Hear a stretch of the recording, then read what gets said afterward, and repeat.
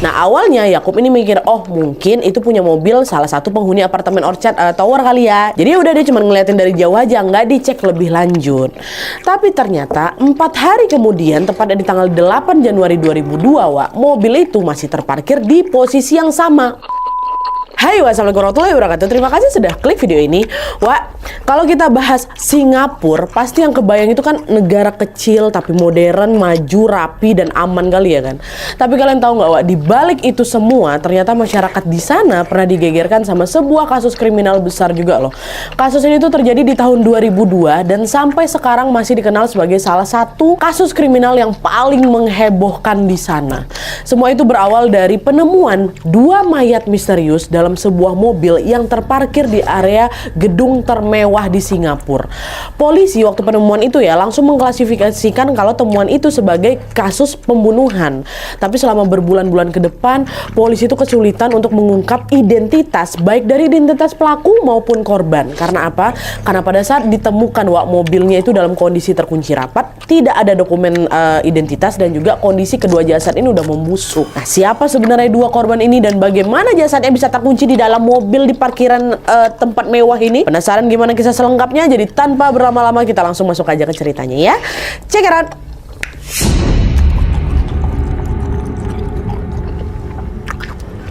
Jadi, Wak, pada awal bulan Januari 2002, Muhammad Yakub, seorang petugas keamanan di Orchard Towers atau komplek gedung kembar yang berisi pusat belanja, kantor, apartemen, dan hiburan malam ini, melakukan patroli rutin di area parkir seperti biasa. Selama beberapa hari memang nggak ada yang janggal, Wak. Sampailah pada suatu hari di tanggal 4 Januari 2002 itu, Yakub ini notice kalau ada satu mobil silver terparkir di area parkir lantai 7 Orchard Towers yang dari pagi sampai malam mobilnya di situ terus, nggak ada pindah-pindah, ya kan? Nah awalnya Yakub ini mikir, oh mungkin itu punya mobil salah satu penghuni apartemen Orchard Tower kali ya, ya kan? Jadi udah dia cuma ngeliatin dari jauh aja, nggak dicek lebih lanjut. Tapi ternyata 4 hari kemudian, tepatnya di tanggal 8 Januari 2002, Wak, mobil itu masih terparkir di posisi yang sama. Udah 4 hari nih. Nah hal itu sangat jarang terjadi di area seramai itu, Wak. Kecuali mobil itu memang nggak pernah keluar dari gedung, ya kan? Nah ngerasa ada yang nggak beres, Yakub yang sebelumnya cuma ngamatin dari jauh aja, akhirnya nyamperin mobil silver itulah. Nah waktu disamperin, Yakub tiba-tiba langsung nyium ada bau busuk yang nyengat kali, Wak, macam bau bangkai. Yakub makin mempertajam lagi penciumannya, dan rupanya bau busuk itu berasal dari bagasi mobil itu, Wak. Nah di situ perasaan Yakub udah jadi nggak enak, feelingnya langsung bilang, ini pasti ada sesuatu yang disembunyiin nih di mobil ini, gitu kan. Nah pas coba Yakub buka itu bagasi, Wak, ternyata terkunci. Nah pada saat itu juga gara-gara nggak mau keseret-seret atau gimana, Yakub langsung lah nelpon polisi setempat. Nggak lama kemudian polisi pun datang lah, Wak, ke parkiran itu. Nah sesampainya di lokasi, Wak, petugas kepolisian udah juga mencium bau menyengat yang jelas berasal dari dalam mobil. Mereka kemudian membuka paksa tuh pintu mobil itu menggunakan alat khusus. Tapi yang dibuka tuh masih pintu mobil aja, belum bagasi nih. Nah nggak lama setelah pintu mobil itu berhasil dibuka, bau busuknya makin nusuk ke hidung-hidung mereka. Tapi waktu polisi ngecek ke dalam, Wak, nggak ada bangkai apapun. Yang polisi lihat cuman barang-barang pribadi macam tas, sepatu, dan ada satu keranjang rotan tertutup yang ukurannya lumayan besar lah, Wak, di kursi belakang. Dan ternyata bau busuk yang nyengat itu rupanya berasal dari keranjang rotan besar itu juga. Dan waktu keranjang itu dibuka, Wak, ternyata isinya, ya Allah, ada jasad seorang laki-laki yang udah membusuk. Jasadnya masih utuh memang, Wak, nggak kepisah-pisah, masih lengkap pakai bajunya, posisinya ngeringkuk di dalam keranjang, tapi mukanya udah rusak, Wak, gara-gara pembusukan itu, dan badannya juga udah penuh belatung. Bayangkan emang kalian. Polisi pun langsung mengeluarkan keranjang rotan berisi jasad itu, dan setelah dikeluarkan, Yakub bilang lagi sama polisi, Pak, Bapak coba tolong dicek juga lah bagasi mobilnya. Soalnya pas pertama kali saya ngedekat ke mobil ini, bau busuk yang paling kerasa tuh malah dari arah bagasi, Pak, kata gitu, kata siapa, Yakub kan. Dengar itu polisi juga langsung ngebuka paksa lah si bagasi mobil ini, Wak. Dan begitu bagasi itu kebuka, polisi dikejutkan lagi dengan penemuan jasad juga, Wak. Tapi jasad perempuan yang lagi terbungkus selimut, kepalanya ketutup kantong plastik, dan lehernya terikat dasi. Sama kayak jasad pertama, jasad perempuan itu juga udah membusuk, udah banyak juga belatung di situ. Di saat yang sama, polisi juga memeriksa tuh barang-barang pribadi yang ada di dalam mobil itu. Mungkin ada barang korban di situ kan. Tapi setelah diperiksa lebih detail, polisi tidak menemukan HP, KTP ataupun dokumen identitas lain milik korban. Jadi polisinya cukup kesulitan untuk mengungkap ini siapa nih orang berdua ini ya kan. Ditambah lagi juga kondisi jasadnya kan udah busuk kali, Wak, susah dikenali. Dari situlah polisi menyimpulkan kalau dilihat dari kondisi jasadnya sudah membusuk, polisi langsung menduga kedua korban ini sudah meninggal dari beberapa hari yang lalu. Polisi juga yakin ini jelas kasus pembunuhan. Karena dari hasil pemeriksaan awal, kondisi di lokasinya udah janggal ya kan. Ada di parkiran, ditambah lagi mobilnya juga terkunci rapat dari luar. Tapi di dalam ada dua jasad dalam posisi yang nggak wajar, nggak ada dokumen identitas, dan juga nggak ada tanda-tanda mereka ini berusaha keluar dari mobil itu ya kan. Nah situasinya jelas nggak mungkin kematian biasa, Wak. Dari situlah polisi menduga kuat kalau ada pihak lain yang sengaja menghabisi nyawa mereka. Kedua jasad ditaruh di mobil, lalu meninggalkan mobil itu di parkiran untuk menghapus jejak. Dari situ polisi pun akhirnya membawa jasad kedua korban ini ke rumah sakit untuk diotopsi, Wak. Di saat yang sama, kabar penemuan dua mayat di Orchard Towers ini, Wak, langsung heboh di mana-mana. Bukan cuman karena lokasinya aja kompleks ikonik di kawasan yang paling ramai ya kan, tapi juga karena Singapura ini kan dikenal berkriminalitas rendah kan, Wak. Kasus kekerasan jarang kali terjadi di situ, apalagi di gedung komersial yang pada saat itu udah mulai penuh juga nih sama CCTV dan patroli. Rasa aman publik langsung terusik, media langsung ramai memberitakan, dan masyarakat pun langsung mendesak polisi untuk bergerak cepat mengungkap identitas korban serta pelakunya. Tanpa menunda, penyelidikan pun dimulai.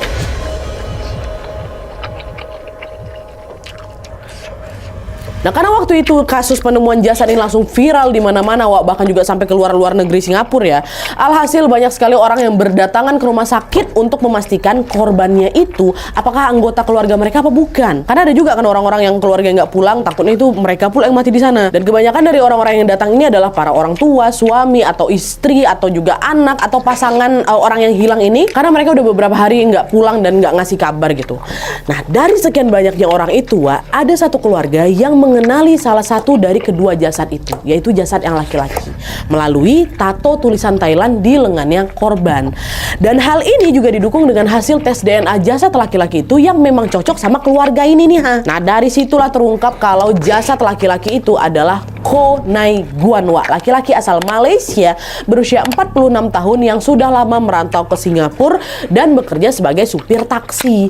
Nah, si Ko ini atau jasad laki-laki ini pernah menikah, Wak, sama perempuan asal Singapura dan katanya juga memiliki 3 orang anak, tapi habis itu mereka bercerai. Nah, setelah cerai ini, Ko masih bekerja sebagai supir taksi. Bahkan di tahun 97, Wak, ya, dia pernah menerima penghargaan Singapore Courtesy Council. Itu tuh macam penghargaan gegara supir taksi ini memberikan pelayanan terbaik terus, Wak, terus dia selalu ramah gitu sama penumpang sampai dapat penghargaan dia. Tapi tidak diketahui pasti alasannya nih, Wak, ya. Entah mungkin karena dia mau dapat penghasilan lebih atau karena alasan lainnya. Di tahun 98 atau 1 tahun setelah dia dapat penghargaan itu, si Ko ini resign dari supir taksi dan beralih menjadi supir pribadi. Cuman di sini, Wak, keluarganya si Ko ini nggak tahu siapa majikannya si Ko ini jadi supir pribadi siapa, keluarganya nggak tahu. Sampailah 3 tahun kemudian, tepatnya di awal bulan Januari 2002 itu, Wak, Ko tiba-tiba susah dihubungi sama keluarganya yang ada di Malaysia. Feeling orang tuanya pun jadi nggak enak. Ditambah lagi beberapa hari kemudian keluarga si Ko ini dengarlah berita tentang penemuan jasad laki-laki tanpa identitas di Orchard Towers. Nah, disitulah orang tuanya si Ko ini makin nggak tenang lagi. Sampai akhirnya mereka pun memutuskan untuk mengecek langsung jasad itu ke rumah sakit. Dan waktu diperiksa ternyata betul jasad itu Ko, anaknya mereka. Terungkaplah ini satu identitas korban di situ kan, si Ko. Nah, berbeda dari jasadnya si Ko yang udah langsung teridentifikasi, jasad yang perempuan itu, Wak, masih belum terungkap tuh di titik ini. Tapi karena jasadnya itu sudah ditemukan satu mobil sama si Ko, polisi pun menduga korban perempuan ini mungkin saja punya hubungan sama si Ko. Entah itu kawannya, rekan kerjanya, atau mungkin pasangannya ya kan. Jadi polisi pun menyelidiki lebih lanjut lagi dengan mewawancarai beberapa saksi yang memang kenal sama si Ko. Kok kenal nggak sama cewek ini gitu ya kan. Tapi sayangnya, Wak, dari sekian banyak saksi termasuk sama keluarga si Ko, ya, tidak ada satupun yang tahu soal jasad perempuan yang ditemukan bersama jasad Esiko. Nggak tahu. Akhirnya selama berhari-hari ke depan, jasad perempuan itu pun masih belum terungkap.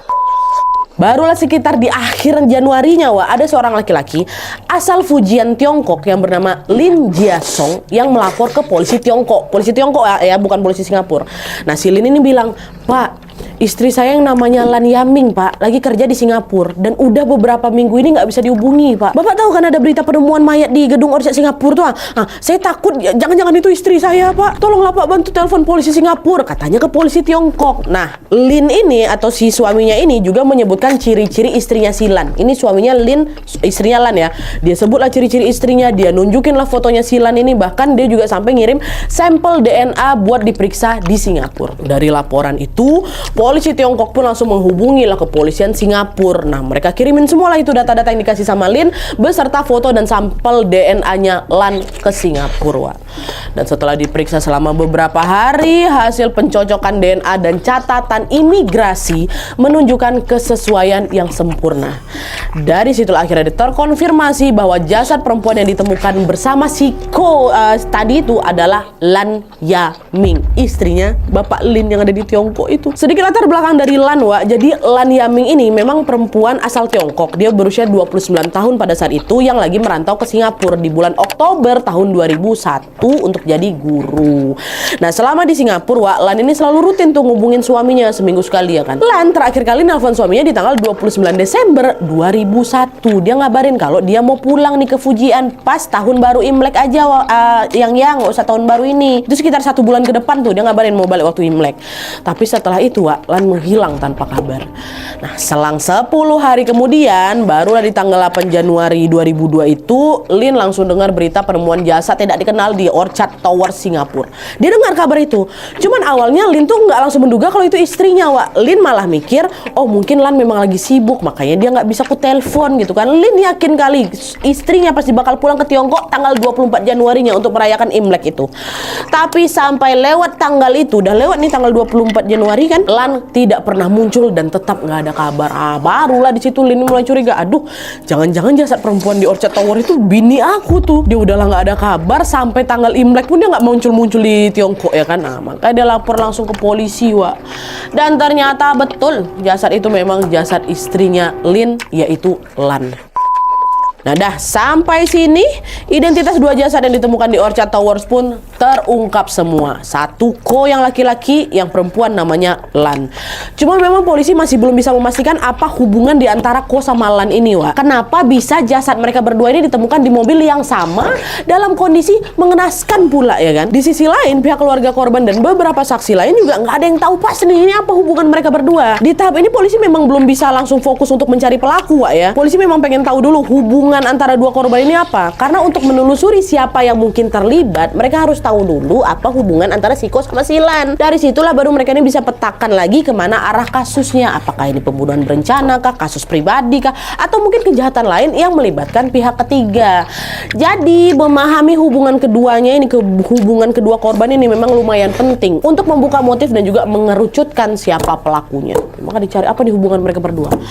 Tapi meski hubungan mereka ini belum terungkap, Wak, polisi sudah cukup yakin kalau keduanya adalah korban pembunuhan. Bukan salah satu dari mereka yang membunuh atau ada ini kasus bunuh diri atau gimana, enggak. Pasti nih mereka berdua korban pembunuhan. Pun ditemukan dari beberapa pemeriksaan forensik kalau ada beberapa lebam di tubuhnya si Ko yang mengindikasikan adanya kekerasan sebelum dia meninggoy. Selain itu, kedua korban ini juga ditemukan dalam kondisi yang nggak wajar kan, Wak ya. Satu dimasukin ke keranjang rotan, satunya lagi kepalanya dibungkus plastik bening. Selain itu, tim forensik juga memastikan kedua korban ini meninggal karena kehabisan napas. Dugaannya Ko ini kehabisan napas gegara dicekek, sementara Lan kehilangan nyawanya gegara kepalanya dibungkus kantong plastik. Di situ polisi langsung makin yakin lagi ini pasti ada orang yang sengaja menghilangkan nyawa mereka. Sambil menunggu hasil penyelidikan soal hubungan mereka berdua, Wak, tentunya polisi tetap melakukan penyelidikan untuk mencari siapa pelakunya juga ya. Sekarang kita masuk nih, Wak, ke masa pencarian pelaku.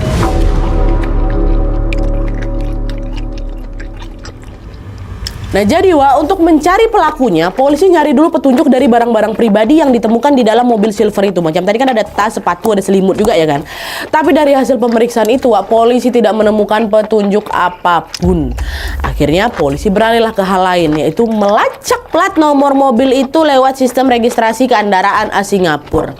Dari situlah diketahui bahwa mobil silver itu terdaftar atas nama Michael McCrea, seorang pebisnis terkenal asal Inggris yang berusia 33 tahun pada saat itu, yang lagi pindah ke Singapura dan bekerja sebagai penasihat keuangan di sebuah perusahaan. Bayangkan sama kalian. Sedikit informasi aja, selama di Singapura, Michael ini tinggal di apartemen Pinewood Gardens di Balmoral Park bersama pacarnya namanya Audrey Ong. Dan alamat tempat tinggalnya ini juga terdaftar di sistem registrasi mobil silver yang jadi tempat penemuan kedua jasad ini. Datanglah polisi ke apartemen si Michael itu kan di akhir Januari 2002 untuk memeriksa apakah si Michael tahu sesuatu tentang Ko dan Lan, atau mungkin bahkan terlibat dalam kasus pembunuhan ini. Orang itu mobil dia kok. Tapi waktu polisi nyampe di apartemennya nggak ada orang. Cuma di situ polisi tetap memeriksa isi apartemen si Michael dengan membawa surat penggeledahan. Langsung digeledah sama polisi karena hanya Michael juga satu-satunya orang yang paling mereka curigai saat itu, sehingga apartemen ini dinilai sebagai calon TKP walaupun penghuninya nggak ada di tempat, tetap digeledah sama mereka. Dan waktu polisi memeriksa isi apartemen, polisi langsung bisa notice kalau di dalam apartemen itu ada indikasi pembersihan TKP, di mana ada beberapa perabotan yang kelihatan kayak baru dipindahin, ada noda darah yang sudah hilang tapi masih ninggalin bekas samar, dan ada bau cairan pembersih yang menyengat kali di seluruh ruangan apartemen itu. Di situ dugaan polisi tentang Michael makin menguat lagi. Polisi nanya ke tetangga si Michael kan, Bapak tahu nggak Michael nih pergi kemana? Kata tetangganya, setahu saya Michael sama pacarnya lagi liburan ke London, Pak. Udah dari tanggal 5 Januari kemarin tuh, which is 3 hari sebelum jasadnya Siko sama Lan itu ditemukan. Udah dari kemarin, Pak. Polisi nanya lagi, nah sebelum pergi ada yang aneh nggak, Pak, dari si Michael? Nggak ada sih, Pak. Tapi yang saya ingat beberapa hari lah, itu sekitar 4 hari sebelum mereka pergi lah kalau nggak salah ya, saya sempat dengar suara ribut-ribut, Pak, dari apartemen si Michael. Tapi ya udah, saya pikirnya cuma mereka lagi bertengkar biasa aja. Nah, dengar kesaksian itu makin yakin lagi polisi ini pasti ada sesuatu yang disembunyikan sama si Michael nih. Akhirnya polisi pun menghubungilah beberapa orang yang kenal dekat sama si Michael, karena dapat identitasnya Michael McCrea itu kan, dihubungin sama polisi. Dan dari sekian banyaknya orang itu, ada 2 orang yang dengan sukarela ngasih kesaksian di kantor polisi dalam waktu yang berbeda. Oke. 2 orang ini datangnya terpisah-pisah ya. Nah, waktu mereka datang, kedua orang itu mengaku awalnya mereka tuh mau langsung lapor ketika mereka dengar penemuan mayat di Orchard Tower, Tapi habis itu mereka agak ragu gitu, agak takut-takut gitu. Barulah setelah identitas korban yang terbongkar dan polisi udah mulai menyelidiki rumahnya si Michael, 2 orang ini baru memberanikan diri datang langsung ke kantor polisi. Siapa mereka? Orang pertama adalah Gemma Louise Ramsbottom, mantan sekretarisnya Michael. Gemma ini bilang sama polisi, Pak, tanggal 3 Januari kemarin, Pak Michael minta saya datang ke apartemen. Tapi waktu saya nyampe di sana, Pak, saya udah lihat Ko tergeletak di ruang tamu, badannya lebam-lebam, Pak. Terus Pak Michael bilang sama saya kalau dia nggak sengaja ngilangin nyawanya si Ko, Pak, gara-gara mereka habis berantem. Awalnya saya memang mau langsung lapor, Pak. Waktu saya nengok itu saya mau langsung lapor polisi. Tapi Michael sama pacarnya langsung ngancam saya pakai pisau. Udah mau kabur saya waktu itu, Pak. Ditodong kan saya pakai pisau. Nah, rupanya dia nyuruh saya datang ke sana, ke apartemennya itu, untuk minta saya ngebuang barang-barangnya Siko yang ada di apartemen, Pak. Itu kata si Gemma, Nah, dengar itu polisi nanya lah, loh, mereka ini saling kenal. Maksudnya Siko sama si Michael ini saling kenal. Kok barang-barangnya Siko ada di apartemen si Michael? Terus mereka berantemnya gara-gara apa? Kata polisi lagi kan. Iya, Pak, mereka bukan saling kenal lagi, dekat kali mereka, Pak. Ko ini supir pribadinya Michael. Mereka teman dekat, Pak. Bahkan si Ko ini juga tinggal loh di apartemen si Michael. Kalau berantemnya gara-gara apa saya kurang tahu memang, Pak. Saya datang udah si Ko udah tergeletak kayak gitu. Rupanya supir pribadinya si Ko Michael, Nah, polisi di situ nanya lagi. Nah, terus si Lan ini siapa? Lan ini siapanya si Ko? Siapanya si Michael? Kok dia ikutan dibunuh juga? Setahu saya, Pak, Lan itu pacarnya si Ko. Dia juga tinggal bareng kok, Pak, di apartemen si Michael, karena memang udah dekat kali sama si Michael, Pak. Jadi di apartemen itu memang ada 4 orang yang tinggal. Michael, Audrey, pacarnya kan, Ko sama Lan, ada 2 couple. Tapi kalau alasan kenapa Lan ini dihilangkan nyawanya, saya juga nggak tahu, Pak, kata si Gemma. Nah, setelah Gemma ngasih kesaksian itu, baru nih ada 1 orang lagi yang ikutan datang ke kantor polisi, namanya Agustin Justin, Ini kawannya si Michael. Nah, si Justin ini bilang, Pak, Tanggal 3 Januari malam, Pak, Michael minta tolong saya untuk beliin cairan asam sama cairan pembersih. Saya diminta tolongin kayak gitu. Awalnya saya nggak curiga sama sekali, Pak.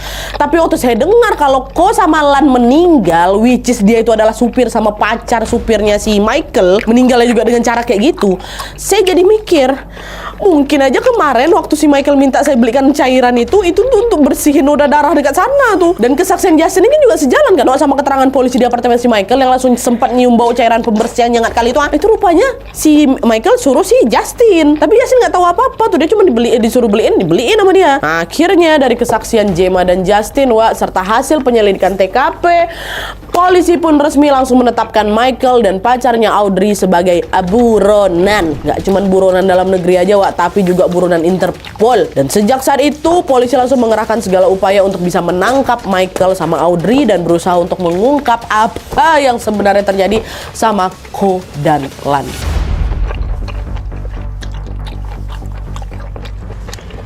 Setelah Michael sama Audrey ditetapkan sebagai buronan Interpol, polisi Singapura pun langsung bekerja sama dengan kepolisian di berbagai negara, terutama di Inggris, untuk menangkap Michael sama si Audrey. Karena kan katanya mereka memang lagi liburan di London ya kan. Tapi berdasarkan hasil pemeriksaan catatan imigrasi internasional dan juga laporan dari pihak kepolisian Inggris, ternyata si Michael sama si Audrey ini tidak pernah betul-betul masuk ke London seperti keterangan tetangganya. Enggak rupanya. Dari hasil pelacakan tiket penerbangan, keduanya justru diketahui terbang ke Melbourne, Australia, bukan ke London. Fakta itu yang langsung membuat polisi Singapura bergerak cepat menghubungi Kepolisian Federal Australia atau AFP, dan mereka juga mengajukan permintaan pelacakan resmi melalui Interpol Red Notice atau sistem peringatan internasional untuk mencari dan juga menangkap buronan lintas negara ya. Proses pencarian kedua orang ini di Melbourne memang berlangsung cukup panjang, tapi akhirnya membuahkan hasil. Pada tanggal 6 Juni 2002, polisi Australia langsung berhasil menangkap Michael dan Audrey di Melbourne. Ketangkap mereka berdua di sana. Nah, biasanya setelah ditangkap di negara lain, buronan internasional ini bisa langsung diekstradisi, akan dikirim ke negara tempat dia melakukan kejahatan untuk dihukum. Tapi waktu itu Australia tuh justru menolak ekstradisi ini, karena apa? Karena adanya perbedaan sistem hukum. Australia udah sepenuhnya menghapus hukuman mati karena dianggap udah melanggar HAM lah gitu kan. Sementara di Singapura waktu itu hukuman mati masih berlaku. Nah, di sini Australia nggak mau ngirim balik si Michael sama Audrey ke Singapura, kalau takut kalau Singapura pasti bakal vonis mereka mati. Kan kejahatannya udah di luar nalar ya kan. Alhasil terjadilah perundingan alot antara polisi Singapura sama polisi Australia berbulan-bulan tuh. Karena nggak mau kasusnya terus berlarut-larut ya kan, polisi Singapura dan Australia pun akhirnya bikinlah kesepakatan. Australia mau mengekstradisi Michael sama Audrey asalkan Singapura berjanji tidak akan memvonis mereka dengan hukuman mati. Itu persyaratannya. Akhirnya polisi Singapura setuju. Jadi Michael sama si Audrey pun diekstradisi lah ke Singapura. Tapi waktu itu Audrey ini diekstradisi duluan di tanggal 10 November 2002. Michael itu baru diekstradisi 3 tahun kemudian di tanggal 27 September 2005. Alasannya kenapa aku nggak nemu. Nah, setelah diekstradisi nih udah diekstradisi, udah kumpul semua di Singapura. Michael sama Audrey pun menjalankan persidangan terpisah. Audrey menjalankan persidangan di tanggal 8 Februari 2003. Di persidangan itu Audrey juga ngaku, iya Pak, saya memang udah ngebantu Michael pacar saya untuk ngilangin jejak. Saya ikut nyembunyiin jasad korban Pak, katanya kayak gitu. Dan dari pengakuan itu Audrey pun divonis hukuman 12 tahun penjara. Sementara persidangan Michael itu dimulai di tanggal 25 Juni 2006 dan di persidangan itulah baru terungkap kronologi dan motif pembunuhan yang sebenarnya. Jadi menurut pengakuannya si Michael, Ko atau supir pribadinya ini memang udah lama tinggal di apartemennya Michael sama Lan dan juga Audrey gitu kan. Nah, di situ Michael kasih kesaksian, Ko ini punya kebiasaan jelek Pak. Dia tuh suka mabuk-mabukan sama suka main cewek katanya. Tapi kebiasaan itu sama sekali nggak mempengaruhi hubungan pertemanan kami. Memang saya masih tetap temenan baik sama si Ko. Cuman memang ada kebiasaan jeleknya yaitu. Hingga suatu hari Pak, di tanggal 1 Januari 2002, malam kejadian naas itu pun terjadi. Tanggal 1 Januari Waktu itu Michael ini lagi ngadain pesta untuk merayakan tahun baru ya kan di apartemennya Siko lawan Audrey ikut gabung di pesta itu. Mereka cuma berempat memang. Dan pada saat itulah katanya Siko ini sempat ngonsumsi narkoboy, sama dia minum minuman alkohol dalam jumlah yang banyak. Makanya ngomongnya udah mulai ngelantur tuh. Sampailah di satu titik Siko ini ngata-ngatain pacarnya si Michael, ngata-ngatain si Audrey yang waktu itu lagi duduk di ruang tamu. Intinya waktu itu Siko ini macam ngomong nggak enak lah, Wak. Dia bilang si Audrey ini cewek murahan lah, macam PSK lah, kayak gitu. Dia ngomong di depan si Audrey, tapi Michael waktu itu nggak ada di ruang tamu. Nah, karena nggak terima dikata-katain kayak gitu, Audrey ngadu lah ke si Michael. Dengar gitu emosi lah si Michael, Wak. Michael nggak terima pacarnya dibilang murahan kayak gitu ya kan, apalagi sama supirnya. Dipukul lah Siko ini sama si Michael. Nah, di situ dalam waktu singkat terjadilah baku hantam antara Michael sama Siko. Dadar. Lan sama si Audrey nggak berani ngelerai. Karena kan kekuatan mereka berdua nggak bakal imbang ya kan. Mereka cuma bisa diam aja ketakutan, nggak berani bergerak sedikit pun. Lagi masih baku hantam nih. Sementara si Michael terus ngajar Siko tanpa ampun. Wah, dia ada emosi kali mungkin kan. Pukulan demi pukulan mendarat itu di mukanya, di badannya Siko. Kok sempat berusaha ngelindungin diri, tapi tenaganya ternyata jelas kalah jauh. Apalagi dia ini juga lagi teler ya kan. Sampai akhirnya di tengah amarah yang makin menjadi-jadi itu, Michael nubruk Siko lagi, ditekannya tubuhnya Siko ini ke lantai, dicekeknya lah itu lehernya Siko dengan kedua tangannya. Cekikan itu berlangsung lumayan lama, Wak. Terlalu lama bahkan. Sampai akhirnya tubuh Siko itu berhenti bergerak dan napasnya betul-betul hilang. Nah, meninggalnya gara-gara dicekek. Betul rupanya. Dan setelah tahu kok sudah tidak bernyawa, Michael sama si Audrey panik. Apalagi di situ ada si Lan kan, pacarnya Siko. Lan udahlah nangis-nangis si apanya digitukan. Pacarnya tewas kayak gitu. Panik lah si Michael sama si Audrey. Lan ini kan satu-satunya saksi. Dia nengok langsung si Michael digitukan, Siko digitukan. Dialah satu-satunya yang bisa ngelapor perbuatannya si Michael ini ke kantor polisi ya kan. Akhirnya karena takut, Wak, tanpa pikir panjang, Michael pun bekerja sama Audrey untuk mengurung Lan di kamarnya, di kamar mereka, di kamar apartemen. Dikurung tuh, Wak. Nggak diapa-apain, dikurung aja. Sampai dia berpikir ini gimana jalan keluarnya kan. Setelah 2 hari dikurung, Wak, Michael kan pasti masih kepikiran terus nih. Michael takut kali perbuatan diketahui sama polisi. Akhirnya di situ nekat dia. Michael memutuskan untuk membungkam Lan dengan menghabisi nyawanya Lan juga. Michael langsung masuk, dibungkusnya kepala si Lan ini pakai plastik, terus lehernya diikat pakai dasi. Sampailah si Lan itu kehabisan napas, Wak. Meninggal juga. Dan untuk menghilangkan jejak, Wak, Michael ini juga menghubungi sekretarisnya itulah tadi si Gemma itu untuk membuang semua barang-barangnya Siko sama si Lan dari apartemennya itu. Dia juga minta tolong sama Justin, memang betul Justin kawannya, untuk beliin cairan pembersih untuk menghilangkan jejak noda darah yang ada di lantai bekas darahnya Siko itu. Terus di tanggal 4 Januari itu kan kejadian 1 Januari, 2 hari dibungkam ya kan, tanggal 3 lah mungkin. Tanggal 4 itu 4 Januari 2002, Michael dibantu sama pacarnya Audrey langsung memasukkan jasadku ke keranjang rotan dan membungkus jasad Lan pakai selimut. Kedua jasad itu dimasukkan sama mereka ke mobilnya si Michael, mobil silver itu, dibawalah ke area parkir lantai 7 Orchard Tower, baru ditinggalkan di situ. Itu kronologi kejadiannya. Nah, dari pengakuan Michael, sebenarnya hakim bisa langsung memvonis Michael dengan hukuman terberat, which is hukuman mati bisa, atau juga hukuman seumur hidup, karena sudah menghilangkan nyawa orang dan berusaha menghilangkan jejak ya kan. Tapi itu tadilah karena adanya kesepakatan dengan kepolisian Australia sebelum si Michael ini diekstradisi, akhirnya Michael pun cuma divonis hukuman 24 tahun penjara aja, wah. Dan kalian tahu, karena Michael ini berkelakuan baik selama di penjara, Michael pun diberikan remisi hukuman menjadi 16 tahun penjara. Dan kabar terbarunya sekarang Michael sudah bebas tanggal 29 Juni tahun 2022 kemarin, waktu usianya sudah masuk 64 tahun.